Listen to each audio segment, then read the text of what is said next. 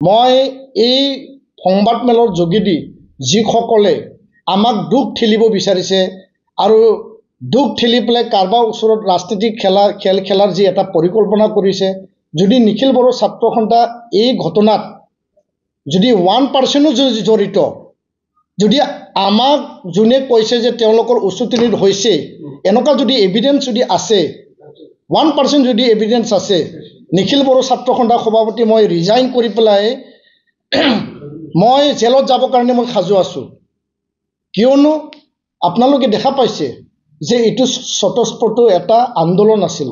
ছাত্ৰ ছাত্ৰীবিলাকে এই সময়ছোৱাত যোৱা 15-20টা দিনৰ সময়ছোৱাত নিখিল বড়ো ছাত্ৰ সন্থাৰ আঞ্চলিক জিলা কাৰ্যালয়ত যাই পেলাই যি আমাৰ প্লেকাৰ্ড, আমাৰ ফ্লেগ থাকে, বিভিন্ন সময়ত আমি প্ৰতিবাদী বা আন্দোলন কাৰ্যসূচী লওঁ। সৌসিদিনাখন আমি দিল্লীতো কাৰ্যসূচী লৈছোঁ।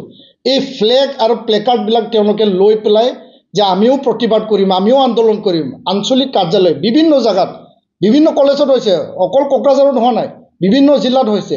তেওঁলোকে লৈ আহিছে। আমি কাকো বাধা দিব নোৱাৰোঁ। আমি কৈছোঁ যে শান্তিপূৰ্ণ গণতান্ত্ৰিক অহিংস প্ৰতিবাদী কাৰ্যসূচী কৰক, কিন্তু হিংসা প্ৰশ্ৰয় ল'ব নালাগে। এতিয়া আমাক জাপি দিয়া এই কাৰ্যসূচীটো আমি মুঠেই সহ্য কৰিব পৰা নাই।